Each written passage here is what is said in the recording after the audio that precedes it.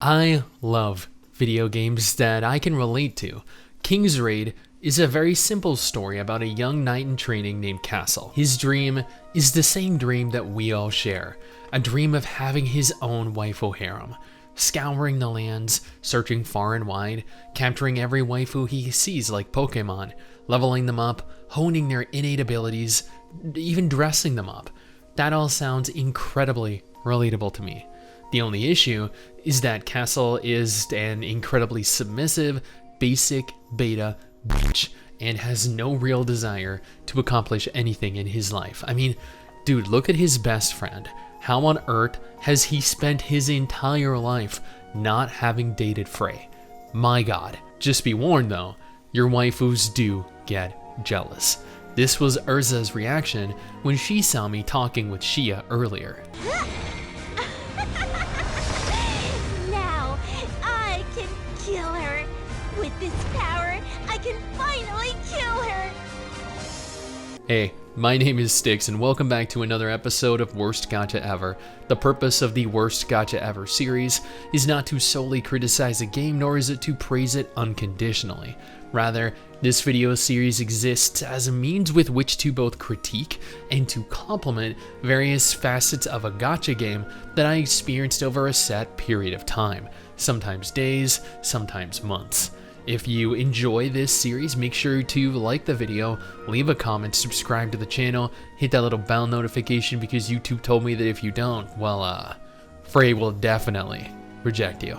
Oh, and make sure to check out the last episode in this series at the end of the video. Before we go any further, I just want to take a moment here to thank all of the absolute chads and chadettes that support this channel via Patreon. You're all freaking legends. Seriously, each and every single one of you. I would offer to give each of you a kiss, but I suffer from severe intimacy issues. Additionally, if you want to stay up to date with all the latest MMO, gacha, and gaming news, take a second here to follow Mrs. Stix and I over on Twitter. We tweet daily. Our story begins in the castle city of Orval. Castle is a knight in training and is largely useless. He has a super hot friend, Frey, who happens to have powerful healing abilities to heal the stupid that is Castle. Without Frey, he never would have made it through his childhood years. After a few brief introductions to characters and tutorials, we end up in Chapter 1, The King's Plains, the first of many chapters. I honestly forget why we were in the forest, but we meet our first group of party members, the emo edgelord and bitchy witch, get attacked by a few boars, and then we set out on a journey to save the world from the forces of evil. Yep, that's pretty much the first 15 minutes of the game. Hey, my name's Castle, and I'm your average low-skilled knight in training with no real experience or skill. Oh, hey, look, there's a pig. Let me go kill that pig. Ah, yes. Now, after murdering 3 pigs, I'm powerful enough to overcome the Lord of Darkness and save this world from impending doom. Honestly, it kind of reminds me of that South Park episode where the kids grind low-level monsters in WoW in an effort to become overpowered so they wouldn't be murdered out in the world. King's Raid is your basic RPG. It features a multitude of chapters for players to push through, with each chapter providing a surplus of different fights and plenty of story to accompany them. Fights are pretty straightforward. They consist of 3 waves. You can, for the most part, let the AI handle everything. I made it through all the way until the end of Chapter 9, which I think is near full completion of the game, before running into any issues with autoplay. But we can overcome that through the use of upgrading our units, their gear, and their abilities. Speaking of our units, our harem of waifus is actually pretty difficult to build. At the time of writing, I have Shia, Glenwis, Urza, Lorraine, Lias, Frey, and Cleo. Minus the latter 2 that are obtained as part of the main story as part of the tutorial, I obtained exactly 0 additional characters from the story unless you count Klaus. But that dude's more useless than Castle. Every waifu I obtained, I either obtained after waiting weeks at the inn, I had to purchase in-game, or I had to select via a 5-star character ticket, which are very limited. What this means is that at no point in the game are characters really easily obtained from actually playing the game. 99% of characters are going to be obtained through premium purchases or by waiting weeks at the inn. Granted, you can save up the gems to purchase them, but that will take you an arduously long time. You'll have long since completed the game before you successfully complete your 6 waifu team. Yes, in Chapter 9, you're actually required to use 6 characters, even though Chapters 1 through 8 required only 4.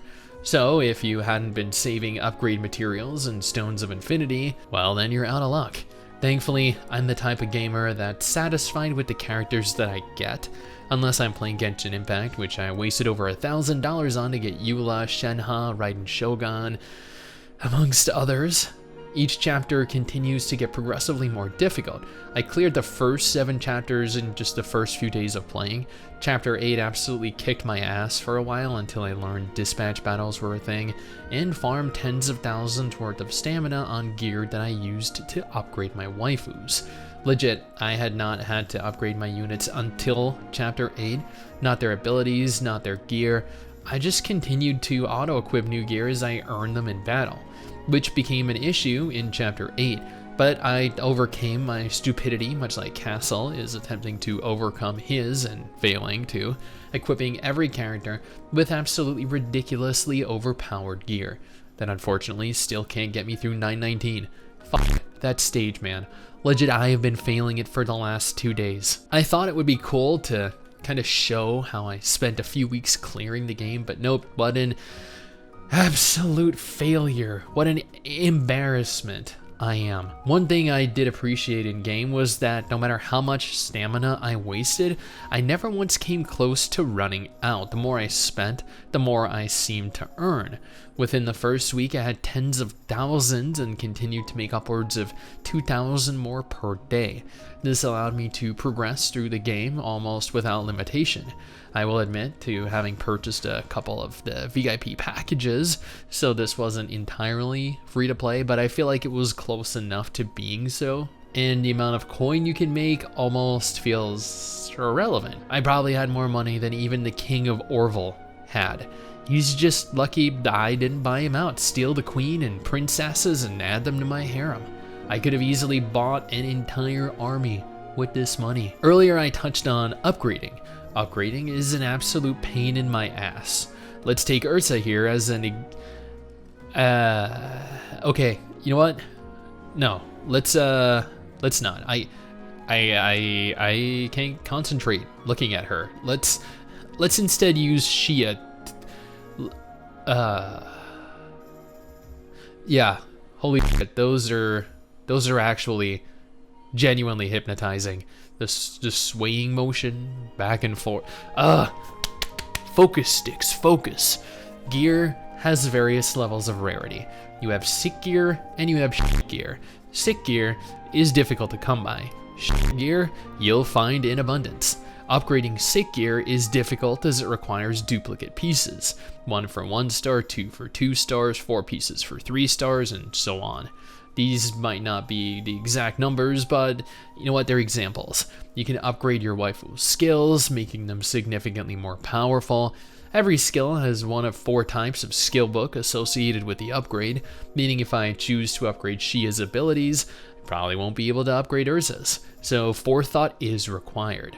Upon hitting certain levels, you can transcend your characters, increasing their star, their rarity, their level, and power. I got Shia to 5-star and then rank 5, which is as powerful as they come presently. This allowed me to unlock the maximum number of transcendence perks, yet another layer of depth as to how far you can upgrade your heroes. Now, there is a lot to do in game if you manage to somehow clear all of the chapters, including 919. Fuck 919, man. If you click the portal, you'll see that there are features like the Gate of Ordeals, Tower of Challenge, various types of raids, world bosses, challenge raids, a bunch of other options I have yet to unlock because I don't know how to and I'm too lazy to attempt to. But most importantly, the PvP. This is the game mode you get to show off to your waifus in. You take your harem in and absolutely dominate everyone. I had a 100% win rate. I'm pretty much unstoppable, undefeatable. People, they literally worship me in the arena. They call me Big Stix because they think Flaccid Stix, my name in game, is far from being accurate. Honestly, King's Raid was surprisingly fun. The story is pretty mediocre. It had some parts that were fun, but most of the time I felt kind of bored. The combat was mostly all auto. It didn't require much of any input from me at all, with the exception of a few specific boss battles where my healers would pop their heals at the beginning of the battle and then they'd all die, since by the time they needed the heals, their heals would be in cooldown. The graphics are fantastic. I love that the character models are all full-sized. I'm not overly fond of chibi character models. There's an absolute ton of things to do, and I always have so much stamina to do it with. Would I play this full-time? Honestly, I've poured about 2 hours into this every single day for the last 2 weeks, so yeah, I was kind of addicted in a bad way. So I'm glad to be able to finally put this down and focus on a couple other games. Now, if you're looking for the previous episode in the Worst Gacha Ever series, you can find that via this video right here, or if you're looking for a list of the most populated gachas right now, then this video over here.